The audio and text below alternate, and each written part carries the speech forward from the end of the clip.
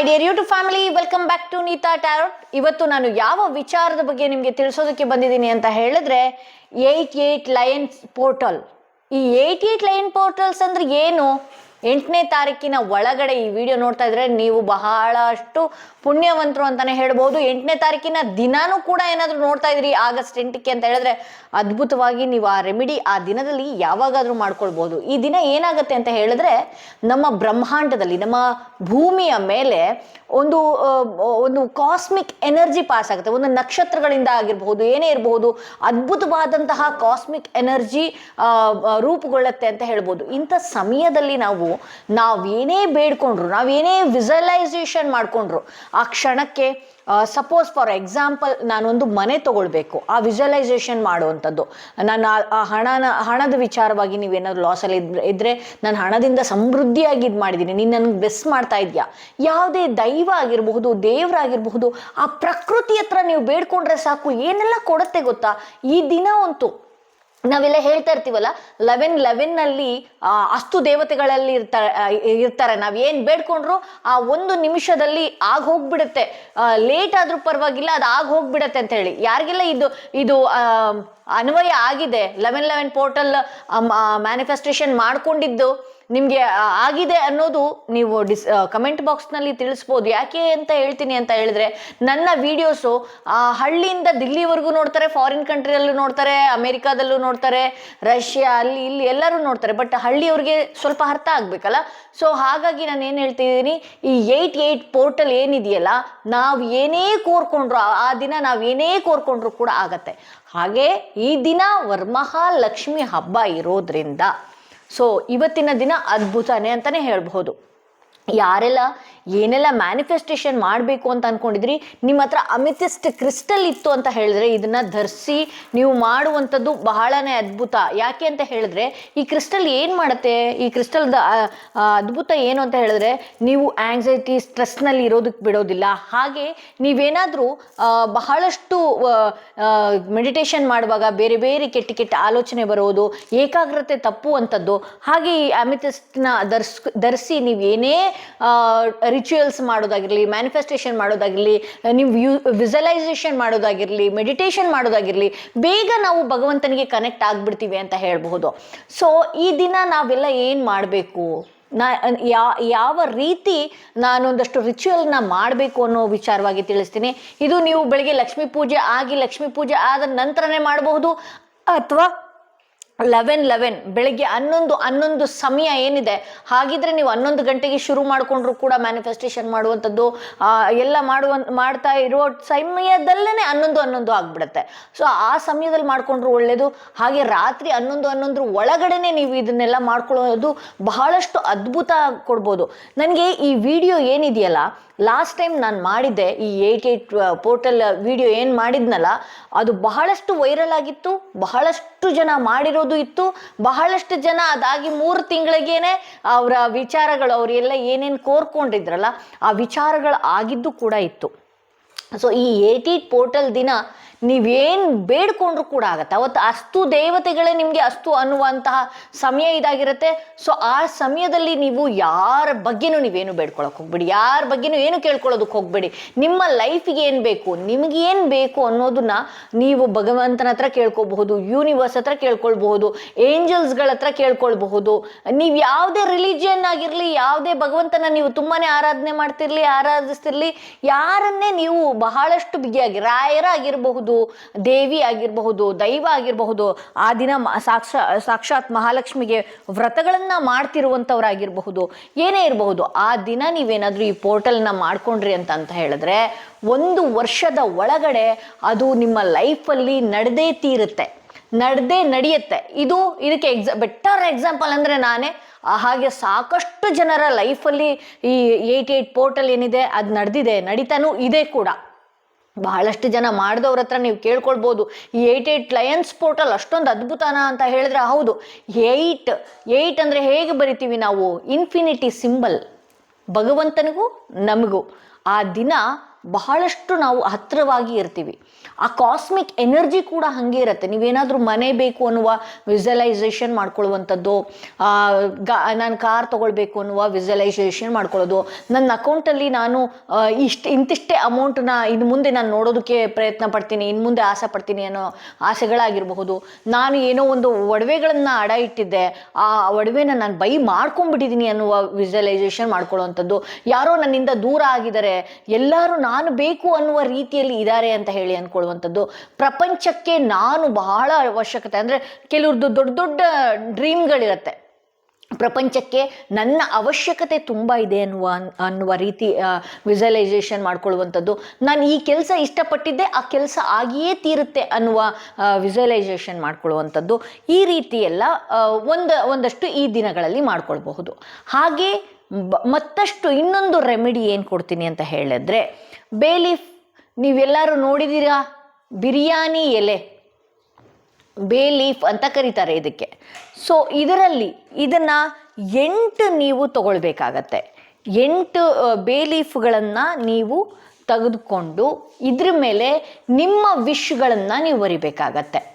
Okay, ಇಲ್ಲಿ success, ಒಂದು infinity ಸಿಂಬಲ್ನ ನೀವು ಬರ್ಕೊಳ್ಳೋದು. ಸಕ್ಸಸ್, ನನ್ನ ಜೀವನದಲ್ಲಿ ನಾನು ಸಕ್ಸಸ್ ಕಾಣಬೇಕು. Thanks for giving me success, ಅಂದರೆ ಯೂನಿವರ್ಸಿಗೆ ನೀವು ಹೇಳೋದು, ಥ್ಯಾಂಕ್ ಯು ನನಗೆ ಸಕ್ಸಸ್ ಕೊಟ್ಟಿದ್ದಕ್ಕೆ ಅಂತಲೇ ಬರಿಬೇಕು. ಅಯ್ಯೋ ನನ್ನ ಲೈಫಲ್ಲಿ ಇನ್ನೂ ಸಕ್ಸಸ್ಸೇ ಆಗಿಲ್ಲ ಮೇಡಮ್, ಅದು ಹೆಂಗೆ ಬರೆಯೋದು, ಆ ರೀತಿ ಕೇಳ್ಕೊಳ್ಬಾರ್ದು. ಆಗೋಗಿದೆ ಅನ್ನುವ ರೀತಿಯಲ್ಲಿ ನೀವು ಮಾಡಿದಾಗ ನಿಮ್ಮ ಸಬ್ಕಾನ್ಷಿಯಸ್ ಬ್ರೈನಲ್ಲಿ, ನಿಮ್ಮ ಮೈಂಡ್ನಲ್ಲಿ ಹಾಕಿದಾಗ ಆ ಸಬ್ಕಾನ್ಷಿಯಸ್ ಹಂಗೆ ಕೆಲಸ ಮಾಡುತ್ತೆ. ಇವ್ರು ಸಮೃದ್ಧಿ ಆಗಿದ್ದಾರೆ, ಅದೇ ದಾರಿಯತ್ತ ಕರ್ಕೊಂಡು ಹೋಗುತ್ತೆ, ಅದೇ ವಿಚಾರನೇ ನಿಮ್ಮ ಜೀವನದಲ್ಲಿ ಬರೋದಕ್ಕೆ ಶುರು ಮಾಡುತ್ತೆ ಅಂತ ಹೇಳ್ಬೋದು. ಸೊ ಸಕ್ಸಸ್ ಅಂತ ಬರೆದು ಇಲ್ಲಿ ನಾನು ನನ್ನ ವೇ ಆಫಲ್ಲಿ thanks for giving me success ಅನ್ನುವ ರೀತಿಯಲ್ಲಿ ನಾನು ಬರೆದಿದ್ದೀನಿ. ಈ ರೀತಿ ಒಂದು ರೀತಿಯಲ್ಲಿ ಬರ್ಕೊಳ್ಳುವಂಥದ್ದು. ಹಾಗೆ ನೆಕ್ಸ್ಟ್, ಯಾರೆಲ್ಲ ಜಾಬ್ನ ವಿಚಾರಕ್ಕೆ ಹುಡುಕ್ತಾ ಇದ್ದೀರಿ, ನಾನು ಯಾವ ರೀತಿ ಕೆಲಸನ ಅಂದ್ಕೊಂಡಿದ್ದೆ, ನಾನು ಯಾವ ರೀತಿ ಬದುಕಬೇಕು ಅಂತ ಅಂದ್ಕೊಂಡಿದ್ದೆ, ಆ ಕೆಲಸ ನನಗೆ ಸಿಕ್ಕೇ ಬಿಡ್ತು, ಥ್ಯಾಂಕ್ ಯು ಯೂನಿವರ್ಸ್ ಅಂತ ಹೇಳಿ ನೀವು ಈ ಹಿಂದೆ ಬರೆಯುವಂಥದ್ದು. ನಿಮ್ಮ ವೇ ಅಲ್ಲಿರತ್ತಲ್ಲ, ನಿಮ್ಮ ವೇ ಅಲ್ಲಿ ಆ ರೀತಿ ನೀವು ಬರೆಯುವಂಥದ್ದು. ಹಾಗೆ ನಾನು ಸಾಕಷ್ಟು ಜನಕ್ಕೆ ಕೆಲಸ ಕೊಡುವಂಥವನಾಗಿದ್ದೀನಿ ಅಂತ ಬರೆಯುವಂಥದ್ದು. ಆ್ಯಕ್ಚುಲಿ ಒಂದು ಎಕ್ಸಾಂಪಲ್ ಹೇಳ್ತೀನಿ ಕೇಳಿ. ನಾನೇ ಲಾಸ್ಟ್ ಇಯರ್ ಬರೆದಿದ್ದೆ ಇದೇ ರೀತಿನೇ, ನಾನು ಸಾಕಷ್ಟು ಜನಕ್ಕೆ ಕೆಲಸ ಕೊಡುವಂಥವಳಾಗಿದ್ದೀನಿ ಅಂತೇಳಿ. ಆಬ್ವಿಯಸ್ಲಿ ಇವತ್ತು ನನ್ನ ಕೈ ಕೆಳಗಡೆ 5ರಿಂದ 6 ಜನ ಕೆಲಸಕ್ಕೆ ಇದ್ದಾರೆ ಅಂತ ಹೇಳಬಹುದು. ಸೊ ಆ ರೀತಿನೂ ಕೂಡ ನೀವು ಮ್ಯಾನಿಫೆಸ್ಟೇಷನ್ ಮಾಡ್ಕೊಳ್ಬೋದು. ಹಾಗೆ ಇಲ್ಲಿ ರಿಲೇಷನ್ಶಿಪ್, ಗಂಡ ಹೆಂಡತಿ ನಡುವೆ ರಿಲೇಷನ್ಶಿಪ್ಗಳಲ್ಲಿ, ರಿಲೇಟಿವ್ಸ್ಗಳಲ್ಲಿ, ಹಾಗೆ ಪ್ರೇಮಿಗಳಲ್ಲಿ ಡಿಸ್ಕನೆಕ್ಟ್ ಆಗಿತ್ತೋ ಇನ್ನೊಂದಾಗಿತ್ತೋ, ನಾವಿಬ್ಬರು ತುಂಬಾ ಚೆನ್ನಾಗಿದ್ದೀವಿ, thank you universe, we both are good in relationship. ಅಂದರೆ ಕನ್ನಡದಲ್ಲೇ ನೀವು ಬರಿಬೋದು, ಇಂಗ್ಲೀಷ್ನಲ್ಲೇ ಬರಿಬೇಕು ಅಂತಲ್ಲ, ಬಟ್ ಈ ಇನ್ಫಿನಿಟಿ ಸಿಂಬಲ್ ಹಾಕೋದನ್ನ ಮರಿಬೇಡಿ. ಬಹಳ ಬಹಳ ಬಹಳ ಮುಖ್ಯ. ಇನ್ಫಿನಿಟಿ ಸಿಂಬಲ್ ಹಾಕೋದು ಬಹಳ ಮುಖ್ಯ. ಅಂದರೆ ನೀವು ಇದು ಭಗವಂತನಿಗೆ ನೀವು ಕನೆಕ್ಟ್ ಆಗಿ ಹೇಳ್ತಾ ಇದ್ದೀರಿ, ಎಲ್ಲ ಹೇಳಿದಿರಿ ಅಂತ ಹೇಳಿ. ಹಾಗೆ ಸಬ್ಕಾನ್ಷಿಯಸ್ ಮೈಂಡಲ್ಲಿ ಆ ಸಮಯದಲ್ಲಿ ಯಾವ ಕೆಟ್ಟ ಯೋಚನೆ ಮಾಡಬೇಡಿ, ಏನು ಮಾಡಬೇಡಿ. ಒಂದು ದೀಪ ಆಯಿತು ಅಥವಾ ಕ್ಯಾಂಡಲ್ ಆಯಿತು, ಅದನ್ನು ನಿಮ್ಮ ಮುಂದೆ ಇಟ್ಕೊಳ್ಳಿ, ಇದನ್ನೆಲ್ಲ ಬರಿತಾ ಹೋಗಿ. ರಿಲೇಷನ್ಶಿಪ್ ನನ್ನದು ತುಂಬಾ ಚೆನ್ನಾಗಿದೆ, ಅದ್ಭುತವಾದ ಕ್ಷಣಗಳನ್ನು ನಾನು ಕಳೀತಾ ಇದ್ದೀನಿ, ಸಂತೋಷವಾಗಿದ್ದೀವಿ, ಅವ್ರು ನನ್ನನ್ನು ನೋಡಿ ಅಟ್ರಾಕ್ಟ್ ಆಗ್ತಾ ಇದ್ದಾರೆ, ನಾನೇ ಬೇಕು ಎಂಬ ರೀತಿಯಲ್ಲಿ ಇದ್ದಾರೆ ಅನ್ನುವ ರೀತಿಯಲ್ಲಿ ನೀವು ಬರೆಯೋದು. ಬರಿತಾ ಬರಿತಾ ಬರಿತಾ ಅದನ್ನೇ ನೀವು ತಲೆಯಲ್ಲಿ ಇಟ್ಕೊಳ್ಳುವಂಥದ್ದು. ಪಿಂಕ್ ಕಲರಲ್ಲಿ ಬರಿಬೇಕಾಗತ್ತೆ, ಈ ಜಾಬ್ ಗ್ರೀನಲ್ಲಿ ಬರಿಬೇಕಾಗತ್ತೆ, ಸಕ್ಸಸ್ನ ಬ್ಲೂ ಇಂಕಲ್ಲಿ ಬರಿಬೇಕಾಗತ್ತೆ. ಇದನ್ನು ಪಿಂಕ್ ಅಂದರೆ ಆರ್ಟ್ ಚಕ್ರ ಓಪನ್ ಆಗಬೇಕಲ್ಲ. ಸೊ ರಿಲೇಷನ್ಶಿಪ್ ವಿಚಾರವಾಗಿ ಯಾರೆಲ್ಲ ರೋಸ್ ಕ್ವಾರ್ಟ್ಸ್ ತಗೊಂಡಿದ್ದೀರಿ, ದಯವಿಟ್ಟು ಇದನ್ನು ಹಾಕ್ಕೊಂಡು ಬರೀರಿ. ಹಾಗೆ ಇದು 3ನೇದಾಗಿರುತ್ತೆ. ಇನ್ನು 4ನೇದು ಮನಿ, ದುಡ್ಡು. ಸದಾಕಾಲ ನನ್ನ ಹತ್ರ ಇದೆ, ಯಾವಾಗಲೂ ಕೂಡ ನನಗೆ ದುಡ್ಡಿನ ಕೊರತೆನೇ ಇಲ್ಲ. ಪ್ರತಿ ಬಾರಿ, ಪ್ರತಿ ಸಲ, ಪ್ರತಿ ದಿನದಲ್ಲಿ ನನ್ನ ಹತ್ರ ದುಡ್ಡು ಹರಿದು ಬರ್ತಾ ಇದೆ. Thanks for making money magnet ಅಂತ ಹೇಳಿ ಯೂನಿವರ್ಸಿಗೆ ಹೇಳೋ ಆ ರೀತಿ. ನನ್ನನ್ನು ಮನಿ ಮ್ಯಾಗ್ನೆಟ್ ಆಗಿ ನೀನು ಮಾಡಿಟ್ಟಿದ್ಯಾ, ಸದಾಕಾಲ ನನ್ನ ಹತ್ರ ದುಡ್ಡು ಹೀರ್ತಾ ಇರುತ್ತೆ, ದುಡ್ಡು ನನಗೆ ತುಂಬಾ ಅಟ್ರಾಕ್ಟ್ ಆಗ್ತಾ ಇರುತ್ತೆ, ನಾನೊಂದು ಮನಿ ಮ್ಯಾಗ್ನೆಟ್ ಅನ್ನುವ ರೀತಿಯಲ್ಲಿ ಭಾಸವಾಗಿ ನಾನು ಇನ್ನೊಬ್ಬರಿಗೆ ಕೊಡುವ ರೀತಿಯಲ್ಲಿ ನಾನು ಬೆಳೆದಿದ್ದೀನಿ ಅನ್ನುವ ರೀತಿಯಲ್ಲಿ ಬರ್ಕೊಳ್ಬೇಕಾಗತ್ತೆ. ಇನ್ನು ಹೆಲ್ತ್ ಇಶ್ಯೂ, ಹೆಲ್ತ್ ಇಶ್ಯೂಗಳಲ್ಲಿ ಯಾರೆಲ್ಲ ಒದ್ದಾಡ್ತಿದ್ದೀರಿ, ಬಹಳಷ್ಟು ಒದ್ದಾಟಗಳನ್ನು ನೀವು ನಡೆಸ್ತಾ ಇದ್ದೀರಿ, ಬಹಳಷ್ಟು ನನಗೆ ಕಾಯಿಲೆ ಬಂದು ಹೋಗ್ಬಿಟ್ಟಿದೆ, ನನಗೆ ಇದೇ ಪರ್ಟಿಕ್ಯುಲರ್ ಕಾಯಿಲೆ ಬಂದಿದೆ, ಇದು ಹೋಗುತ್ತಾ ಇಲ್ವಾ, ಇದ್ರ ವಿಚಾರವಾಗಿ ಬಹಳಷ್ಟು ಇದು ಮಾಡ್ಕೊಂಡಿರ್ತೀರಿ, ತಲೆನೋವು ಮಾಡ್ಕೊಂಡಿರ್ತೀರಿ. ಕೆಲವ್ರಿಗೆ ಡಿಫಿಷಿಯನ್ಸಿ ಇರುತ್ತೆ, ವಿಟಮಿನ್ ಸಿ, ವಿಟಮಿನ್ ಡಿ, ಈ ರೀತಿ ಡಿಫಿಷಿಯನ್ಸಿ ಇರುತ್ತೆ. ಇದ್ರ ವಿಚಾರವಾಗಿ ಕೂಡ ನೀವೇನು ಮಾಡಬೇಕಾಗತ್ತೆ, ಒಂದಷ್ಟು ನನ್ನ ಹೆಲ್ತ್ ಚೆನ್ನಾಗಿ ನೀನು ಮಾಡು. ನನ್ನ ಆಂಗ್ಸೈಟಿ ಡಿಪ್ರೆಷನಲ್ಲಿ ಇದ್ರೂ ಈ ಹಿಂದೆ ಇದ್ದೆ, ಅದರಿಂದ ಎಲ್ಲ ನಾನು ಹೊರಗಡೆ ಬಂದು ನಾನು ಬಹಳಷ್ಟು ನೆಮ್ಮದಿಯಿಂದ ಜೀವನ ಮಾಡ್ತಾ ಇದ್ದೀನಿ. ಎಂಥ ದೊಡ್ಡ ಕಾಯಿಲೆ ಬಂದಿತ್ತು ನನಗೆ, ಅದರಿಂದ ಕೂಡ ಅದನ್ನೇ ರಿಮೂವ್ ಮಾಡಿಬಿಟ್ಟೆ ತಂದೆ ನೀನು, ತಾಯಿ ನೀನು ಅನ್ನುವ ರೀತಿಯಲ್ಲಿ ಅದನ್ನು ಕೂಡ ಇದರಲ್ಲಿ ಇಂಗ್ಲಿಷನಲ್ಲೇ ಬರಿಬೇಕಂತ ಏನಿಲ್ಲ. ನನಗೆ ಇದು ಇನ್ಫಿನಿಟಿ ಸಿಂಬಲ್ ಒಂದು ನೀವು ಬರೆದು ಕನ್ನಡನೋ ತಮಿಳೋ ತೆಲುಗುನೋ ಹಿಂದಿನೋ ಯಾವ ಭಾಷೆ ಬರುತ್ತೋ ಆ ಭಾಷೆಯಲ್ಲಿ, ಯಾವ ಭಾಷೆ ನಿಮಗೆ ಕಂಫರ್ಟಬಲ್ ಆಗುತ್ತೋ ಕನ್ನಡ ಭಾಷೆಯಲ್ಲೋ ಬರಿಬಹುದು. ನಿಮ್ಗೆ ಏನು ಇಷ್ಟ ಆಗುತ್ತೆ ಅಲ್ಲಿ. ಇಂಥದ್ದೇ ಇದರಿಂದ ಬಳಲ್ತಾ ಇದ್ದೆ ನಾನು ಬಹಳಷ್ಟು ಚೆನ್ನಾಗಿದ್ದೀನಿ, ನನಗೆ ಮೆಡಿಸಿನ್ ತಗೊಳ್ಳೋದಕ್ಕೂ ದುಡ್ಡಿರಲಿಲ್ಲ, ಆ ಕಾಯಿಲೆನೇ ವಾಸಿ ಆಗ್ಬಿಟ್ಟಿದೆ ಈಗ, ದಯವಿಟ್ಟು ಮೆಡಿಸಿನ್ ತಗೊಳ್ಳೋದಕ್ಕಾದ್ರೂ ದುಡ್ಡು ಬರಲಿ ಅಪ್ಪ, ಆ ಥರ ಎಲ್ಲ ಬೇಡ್ಕೊಳ್ಬೇಡಿ.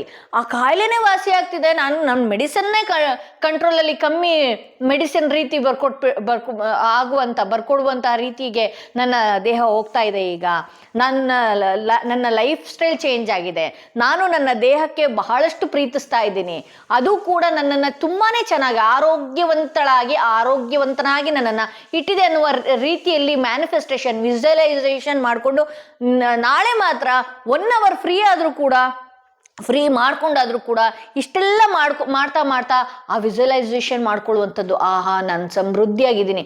ಇನ್ನು ನೆಕ್ಸ್ಟ್ ಒಂದು ಇನ್ಫಿನಿಟಿ ಸಿಂಬಲ್ ಹಾಕಿ ಪ್ರೆಗ್ನೆನ್ಸಿ ಅಂತ ಬರಿಬೇಕಾಗತ್ತೆ. ಯಾರೆಲ್ಲ ಪ್ರೆಗ್ನೆಂಟ್ ಆಗ್ತಾ ಇರೋದಿಲ್ಲ, ಪ್ರೆಗ್ನೆಂಟ್ ಆದರೂ ಕೂಡ ಮಿಸ್ಗ್ಯಾರೇಜ್ ಆಗುವಂಥದ್ದು, ಹಾಗೆ ಬಹಳಷ್ಟು ವರ್ಷಗಳಿಂದ ಮಗು ವಿಚಾರವಾಗಿ ಎಕ್ಸ್ಪೆಕ್ಟೇಷನ್ ಮಾಡ್ತಾ ಇರುವಂಥದ್ದು, ಪ್ರೆಗ್ನೆಂಟ್ ಆದರೆ ಮನೆಯಲ್ಲಿ ಕಿರಿಕಿರಿ ಮಾಡ್ತಾರೆ ಅನ್ನುವಂಥದ್ದು, ಗಂಡ ಒಪ್ತಾ ಇರೋದಿಲ್ಲ, ಗಂಡ ಒಪ್ಪಿದ್ರೆ ಹೆಂಡತಿ ಒಪ್ತಾ ಇರೋದಿಲ್ಲ.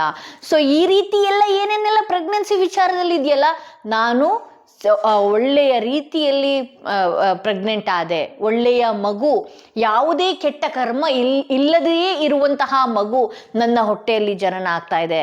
ನನ್ನ ಗಂಡು ಮಕ್ಕಳೇನಾದರೂ ಬರಿತಾ ಇದ್ರೆ ನನ್ನ ಫ್ಯಾಮಿಲಿಯಲ್ಲಿ ಬರ್ತಾ ಇದೆ ಆ ಮಗು, ಬಹಳಷ್ಟು ಐಶ್ವರ್ಯ ಹೊತ್ಕೊಂಡು ಆ ಒಳ್ಳೊಳ್ಳೆ ಯೋಗಗಳನ್ನ ಹೊತ್ಕೊಂಡು ಆ ಮಗು ನನ್ನ ಮನೆಗೆ ಪ್ರವೇಶ ಆಗ್ತಿದೆ.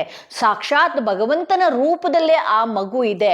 ಅದಕ್ಕೆ ಯಾವುದೇ ರೀತಿ ಕೆಟ್ಟ ಕಣ್ಣ ದೃಷ್ಟಿಯಾಗಿರಬಹುದು, ಯಾವುದೇ ಹಳೆ ಕರ್ಮಗಳಾಗಿರಬಹುದು, ಎಲ್ಲಾನು ಬೇಗ ತೀರಿಸಿ ನನ್ನ ಮನೆಗೆ ಬರ್ತಾ ಇದೆ. ಅದು ಆ ಮಗು ನನ್ನ ಮನೆಯಲ್ಲಿ ಬಂದ ಮೇಲೆ ನನ್ನ ಜೀವನದಲ್ಲಿ ಸಮೃದ್ಧಿಯೋ ಸಮೃದ್ಧಿ, ಏನೆಲ್ಲ ಕಂಡಿರಲಿಲ್ಲ ನನ್ನ ಲೈಫಲ್ಲಿ ಅದೆಲ್ಲ ಮಗುವಿಂದ ಕಾಣ್ತೀನಿ. ನಾನು ಇನ್ನು ಮುಂದೆ ಕಂಡಿದ್ದೀನಿ, ನಾನು ಕಾಣ್ತಾ ಹೋಗ್ತಾ ಇದ್ದೀನಿ.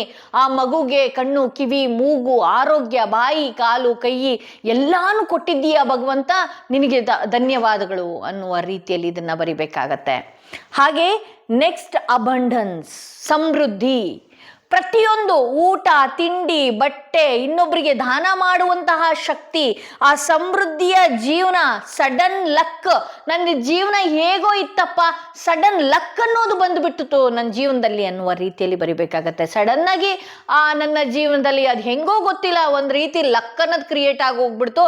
ನನ್ನ ಜಾತಕದಲ್ಲಿ ಎಂಥ ಕೆಟ್ಟದಿದ್ರೂ ಕೂಡ ಅದನ್ನ ರಿಮೂವ್ ಮಾಡಿ, ಆ ಜಾತಕದಲ್ಲಿ ಇದ್ದಂತಹ ದೋಷನೇ ರಿಮೂವ್ ಮಾಡಿ ನನ್ನ ಜೀವನದಲ್ಲಿ ಒಂದಷ್ಟು ಅಬಂಡೆನ್ಸ್ನ ಕೊಟ್ಟಿದ್ದೀಯಾ ಭಗವಂತ ಅನ್ನುವ ರೀತಿಯಲ್ಲಿ ಸಡನ್ ಲಕ್ ಬರುವಂಥದ್ದು.